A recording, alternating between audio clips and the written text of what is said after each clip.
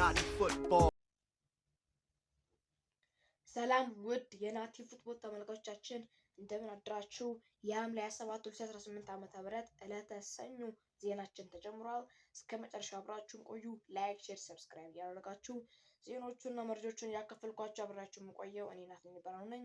ወደ ዜናችን እናልፋለን። ሁላችሁም አብራችሁን ቆዩ እስከ መጨረሻው። ዛሬም በርከት ያሉ ዝውውር መረጃዎች ይዘናል። አርሰናል፣ ማንቸስተር ዩናይትድ፣ ቼልሲ፣ ማንቸስተር ሲቲ፣ ስለ ሊቨርፑል ያቆም ምልክት ጨዋታም አድርጓል ሊቨርፑል፣ እሱንም እናነሳለን። ስለነ ሪያል ማድሪድ፣ ስለ ፒኤስጂ እያነሳን ስለ ጁቬንቱስ እና ባርሴሎና ክለቦችን የሚመስሉት ሌሎች መረጃዎችን ይዘናል። እስከ መጨረሻው ግን እናንተ አብራችሁን ቆዩ። እናት ነኝ ነኝ መረጃዎችን ያከፈልኳችሁ። ወደ ዜናችን እናልፋለን። ወደዛው ዜናዎችን የምንጀምረው ከአርሰናል ጉዳይ ነው። የአርሰናል ጉዳይ ቀዳሚ እናደርጋለን። በብሩኖ ጉማሬሽ ጉዳይ እስከ ነገ ትልቅ ዜና ልንሰማ እንችላለን ተብሏል። በብሩኖ ጉማሬሽ እንግዲህ ብሩኖ ጉማሬሽ ኒውካስትል አርሰናልም ብሩኖ ጉማሬሽ እና አርሰናልም ስምምነት ላይ ደርሰዋል። ስለሆነ ብሩኖ ጉማሬሽ ወደ አርሰናል የሚሄድበት አጋጣሚ የሰፋ ነው። አሁን ፊርሞ ማኖርና ሜዲካል ወይም የሕክምና ማድረግ ብቻ የሚጠበቅበት ብሩኖ ጉማሬሽ ማለት ነው። ነገ እስከ ነገ ይጠናቃል ተብሎ ይጠበቃል። ዛሬ ሊጠናቀቅ የሚችልበት አጋጣሚ አለ ማለት ነው። ስለሆነ ብሩኖ ጉማሬሽ ዝውውር እስከ ነገ ያልፋል ተብሎ አይጠበቅም፣ ሌላ አዲስ ነገር ካልተፈጠረ ማለት ነው። ስለሆነ አንድ አዲስ መረጃ ወጥቷል። ዘ አትሌቲክ እንደዘገበው ብሩኖ ጉማሬሽ ወደ ኒውካስትል የቅርብ ውድድር ዘመን ልምምድ ካምፕ የሚሄደው ወደ ስፔን ነው። አሁን ወደ ስፔን አቅንተዋል ኒውካስትል ለልምምድ የቅርብ ውድድር ዘመን እና ወደ ስፔን ወደ መደበኛ ዝውውር ጥያቄ ለማቅረብ ነው ብቻ ነው ወደ እነዛ ኒውካስትል ካምፕ የሚሄደው ተብሏል። ብሩኖ ጉማሬሽ ከኒውካስትል አዲሱ አሰልጣኝ ማቲያስ ጃንስለር ጋር ለመነጋገር አቅዷል። ይህም እንዲለቅ በደንብ እንዲመቻች ያደርገዋል ማለት ነው። ዘ አትሌቲክ የዘገቡ ይህንን ነው። ስለሆነ ብሩኖ ጉማሬሽ አሁን ዛሬ ወደ ኒውካስትል የቅድመ ውድድር ዘመን ልምምድ ካምፕ ወደ ስፔን ይሄዳል ማለት ነው። ያቀናል መደበኛ ዝውውር ጥያቄ ለማቅረብ ነው። ከአዲሱ አሰልጣኝ ማቲያስ ጃንስለር ጋር ለመነጋገር እንዳቀደም ተነግሯል ማለት ነው። ዘ አትሌቲክ እንደዘገበው ብሩኖ ጉማሬሽ ማለት ነው ለመነጋገር ምቾት እንደሚሰጠው ይናገራል ማለት ነው። ይህንን ከተነጋገረ በኋላ ከአዲሱ አሰልጣኝ ማቲያስ ጃንስለር ጋር ከተነጋገረ በኋላ ብሩኖ ጉማሬሽ ሙሉ ለሙሉ የአርሰናል ተጫዋች መሆኑን የመረጋገጡ ሁኔታም የሰፋ ነው ተብሏል። ስለሆነ እስከ ነገ ዛሬም እስከ ማታ ድረስ ይህን ዝውውር ሊጠናቀቅ የሚችልበት አጋጣሚ አለ። እስከ ዛሬ ማታ ከተጠናቀቀ ነገም በዚሁ ሰዓት 4 ሰዓት ላይ የምናነሳው ዜናችን ላይ እናቀርብላችኋለን። አዲስ መረጃ ካለ ከስር ትኩስ መረጃዎች እናካፍሏቸዋለን ማለት ነው። ሌላኛው የቪኒሲየስ ጁኒየር ጉዳይ ነው። ከአርሰናል ጋር የሚያያዘው አሁን ሰዓት ላይ የቪኒሲየስ ጁኒየር ጋር የሚቀራረቡ ሰዎች ግን አሉ። የቪኒሲየስ ጁኒየር ጋር እንግዲህ ያው የሚቀራረቡ ሰዎች እንግዲህ ቪኒ በለንደን ውስጥ ያሉ የተወሰኑ ብራዚላዊ ተጫዋቾችን ሕይወት እንዴት እንደሆነ መጠየቅ እንደጀመረ ገልጸዋል። አሁን የውሉ ሁኔታው እንግዲህ የሁኔታው ከሪያል ማድሪድ ጋር የመዘዋወር እውነተኛ እድል እንደሚኖረው ያስባል። ካልተዘዋወረ ውሉን ግን ካላደሰ ወደ አርሰናል የሚሄድበት አጋጣሚ በጣም የሰፋ ይመስላል። ስለሆነ ቪኒሲየስ ጁኒየርም በለንደን ውስጥ የሚገኙ ብራዚል ተጫዋቾችን ሕይወት እንዴት እንደሆነ እየጠየቀ እንደሚገኝም ተገልጿል ማለት ነው። ይህ ትልቅ ነገር ነው፣ ለአርሰናል ትልቅ ዜና ይመስላል ማለት ነው። ለአርሰናል ዝውውር በቪኒሲየስ ጁኒየር ውሉን ካላረዘመ እንዴት አኗኗራቸውን እየጠየቀ ነው። ስለሆነ ወደ አርሰናል የሚሄድበት ወደ ለንደን የሚያቀንበት ከእንግዲህ አልፎ ለንደን ነው ደግሞ ምርጫውን ያደረገው ማለት ነው ቪኒሲየስ ጁኒየር። ሌላኛው ማንቸስተር ዩናይትድ ጉዳይ እናነሳለን። የማንቸስተር ዩናይትድ ጉዳይን ስናነሳ የቤንጃሚን ሴስኮን ጉዳይ እናነሳለን። ቤንጃሚን ሴስኮ ባለፈው ዓመት ከአርቢ ላይፕዚግ ወደ ማንቸስተር ዩናይትድ ማምራቱ ይታወሳል። ለአጥቂ ስፍራ ተጫዋች ነው፣ ግን በቤንች ነው ቤንች ነበር የሆነው። እናም ከቤንች እየተነሳ ነበር ጎሎች አስቆጥሮ እየተጫወተ የሚገኘው እና ቤንጃሚን ሴስኮ አሁን ደግሞ በባየር ሙኒክ እየተፈለገ ይገኛል። ባየር ሙኒክ ቤንጃሚን ሴስኮን የሃሪ ኬን የረጅም ጊዜ ተኪ ሊሆን እንደሚችል በቅርበት እየተከታተሉ ነው። ባየር ሙኒክም እንግዲህ ማንቸስተር ዩናይትድ ቤንጃሚን ሴስኮን ለማስፈረም በቅርብ እየተከታተሉ ነው የሚሉ መረጃዎችም ወጥተዋል። ስለሆነ ቤንጃሚን ሴስኮ ገና 1 ዓመት እንደፈረሙ ባየር ሙኒክ ሊሄድ የሚችልበት ድጋሚ ወደ ጀርመን የሚመለስበት አጋጣሚም ሊኖር ይችላል ተብሎ የሚጠበቀው ስለሆነ ባየር ሙኒክ አሁንም የቤንጃሚን ሴስኮን ፈላጊ የሆኑ ብቅ ብሏል። የሃሪ ኬንም የረጅም ተተኪ ለማድረግ በቅርበት የቤንጃሚን ሴስኮን እየተከታተለ እንደሚገኝ ተገልጿል። ማርክ ፕለተንበርግ ተናግሯል። ይህ በጀርመን በጣም ትልቅ ስም ያለው ጋዜጠኛ ነው ማለት እንችላለን። በጀርመን የሚነሱ ጉዳዮች በጣም እሱ በደንብ የሚያውቃቸው ናቸው። ሌላኛው ማንቸስተር ዩናይትድ እናነሳለን። ስለ ማንቸስተር ዩናይትድ ሌላኛው ጉዳያችን ሉዊስ ስኬሊ ከአርሰናል ለማስፈር የሚፈልገው ተብሏል። ማንቸስተር ዩናይትዶች አሁንም በግራ ተከላካይ ላይ አሁንም ማንቸስተር ዩናይትድ ፍላጎታቸውን እንደጨመረ ነው። ሉዊስ ሆል ሮቢንሰን ይፈልጋል። ሉዊስ ሆል እንዳለ ሆኖ አሁን ደግሞ ሉዊስ ስኬሊን መፈለግ ጀምሯል። የአርሰናሉ የግራ ተከላካይ የ19 ዓመት ተጫዋች ነው። ሉዊስ ስኬሊ በባለፈው ዓመት በአርሰናል በመጨረሻዎቹ የውድድር ጊዜያት በጣም ድንቅ እንቅስቃሴ ሲያሳይ ነበረ። በመሃል ሜዳው በተለይ ተጫውቶ ነበረ። ዙቢሜንዲ ቤንች አድርጎ በመሃል ሜዳው ከነ ዲክላን ራይስ ከነ ማርቲን ኦዴጋርድ ጋር ተጣምሮ ሲጫወት የነበረበት አጋጣሚ ነበረ። ሉዊስ ስኬሊ በጣም ዩናይትድ ቢፈርም ጥሩ ነው ማለት ይችላል። ሁለት አማራጭ ሰጣቸዋል። መሃል ሜዳ ላይም እንደ አርሰናል መጠቀም ይችላሉ። በዋናው ቦታ ግራ ክንፍ ላይ ጥሩ አቋም አለው ማለት ነው። ሉዊስ ሆልም እንደዛው አሁንም በኒውካስል ያለው በጣም ይፈልጋል። ሉዊስ ሆልም እንግዲህ ማንቸስተር ዩናይትድም ይፈልጋል። በብዙ ዜናዎች ላይ አንስቼዋለሁ። ሉዊስ ሆልም እንዳለው ነው ማንቸስተር ዩናይትድ ሉዊስ ስኬሊ አይንጧል ማለት ነው። ሮቢንሰንም በዛ ቦታ የሚፈለግ ተጫዋች ነው በማንቸስተር ዩናይትድ በኩል። ሌላኛው የቼልሲን ጉዳይ ነው የምናነሳው። የቼልሲን ጉዳይ ስናነሳ አንድ ጉዳይ ነው የምናነሳው። አንድ ጥሩ ጉዳይ አለ። ቼልሲ ቫለንታይን ባርኮን ከስትራስቡርግ መቀላቀል ማስፈረሙን እርግጥ ሆኗል። እስከ 2033 የሚያቆየውን የ7 ዓመት ውል የሚፈራረማል ተብሎ ይጠበቃል።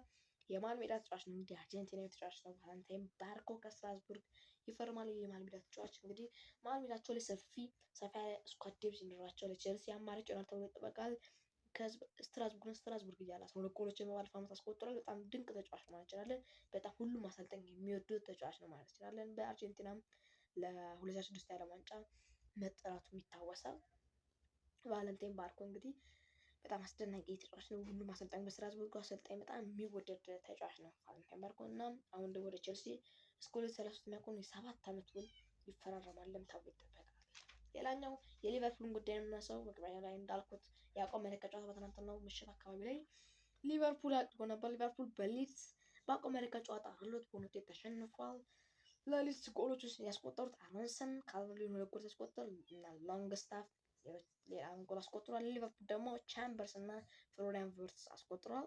ሊቨርፑል እንግዲህ 2-0 እየመራ ነበር ሊድስን። ሊድስ ከ2-0 መመራት 4-2 በሆነ ውጤት ማሸነፍ ችሏል። አስደናቂ ነበር። ሊቨርፑል እንግዲህ አሁንም ማሻሻል እንዳለባቸው ያሳየ ነው። የአቋም መለኪያ ጨዋታ ቢሆንም እንኳን አንድ ላላም ማሻሻል ያለብን ጉዳዮች አሉን ሲሉ በፕሬስ ኮንፈረንሳቸው ተናግረዋል። ስለሆነ ሊቨርፑል ሶስተኛ አቋም መለኪያ ጨዋታቸውን በሽንፈት ደምድመዋል ማለት ነው። ሊቨርፑል በባለፈው ከነ ሰንደርላንድ ጋር ከነ ሬክሳም ጋር አድርጎ ጨዋታውን ከነ ሰንደርላንድ ጋር ያደርጉ ጨዋታ አሸንፏል። ቀጣይ ደግሞ ከሞናኮ ጋር ጨዋታቸውን ያደርጋሉ ማለት ሊቨርፑል። ሌላኛው ማንቸስተር ሲቲን ጉዳይ ነው የምናነሳው። ማንቸስተር ሲቲን ጉዳይ ስናነሳ ራይንደርስ ወደ ጋላታሳራይ ሊሄድ የሚችልበት አጋጣሚ አለ ተብሏል።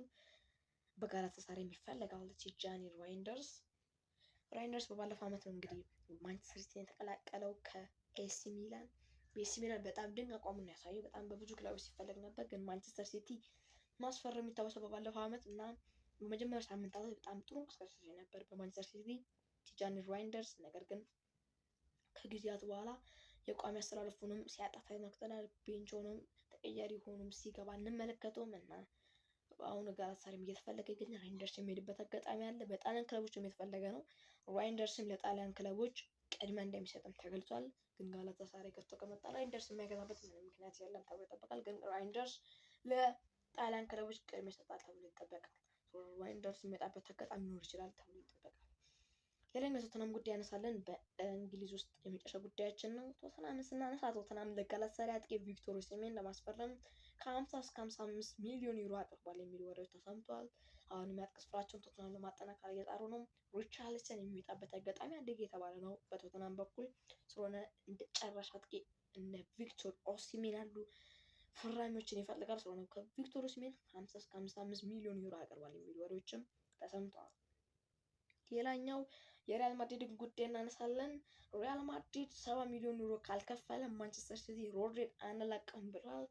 እንግዲህ ባለፈው ዜናችን እንዳነሳላችሁ ሪያል ማድሪድ ከ50 ሚሊዮን በላይ አንከፍልም፣ 50 እስከ 55 ሚሊዮን ዩሮ ብቻ ነው የምንከፍለው ሲሉ ተናግረው ነበር ሪያል ማድሪዶች።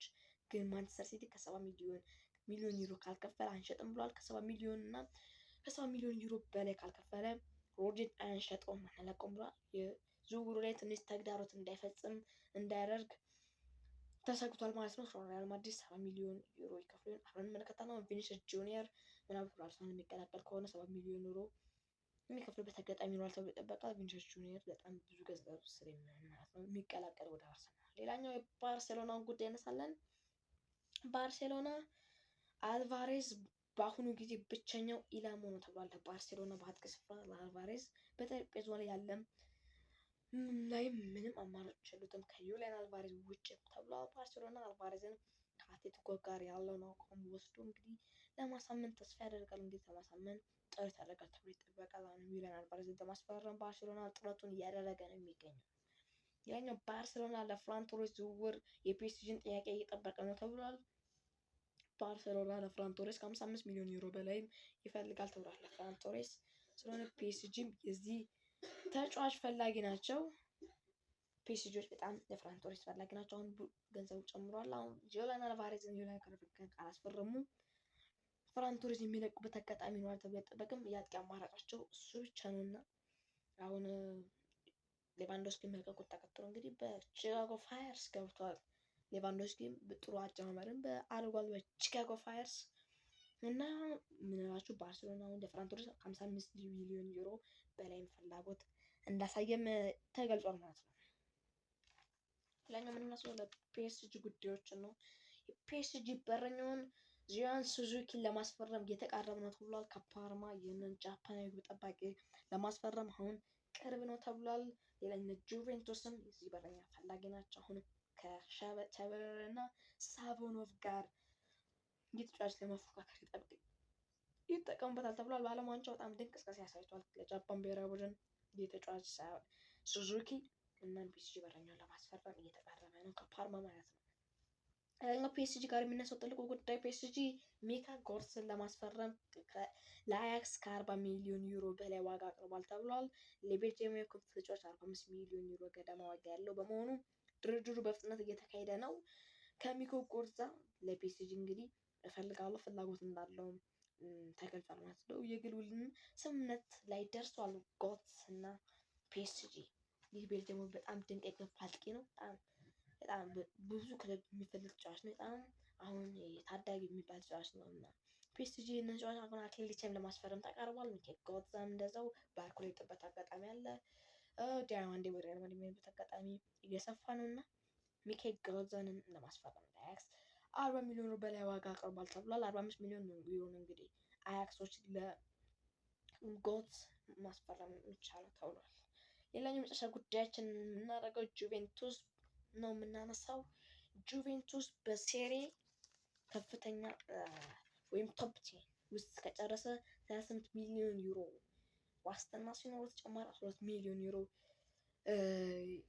ያካተተ ውል ለኮሎሙዋኒ ቀርቦ ኮሎሙዋኒ እንግዲህ በይፋ ጁቬንቱስን ተቀላቅሎ ፈርሟል ማለት ነው። ዳግም ጁቬንቱስን ተቀላቅሎ ከፓሪስ ሴን ጀርመን ማለት ነው። እንግዲህ በ38 ሚሊዮን ዩሮ እንግዲህ 12 ሚሊዮን ዩሮ ተጨማሪ የሚጨመር ነው።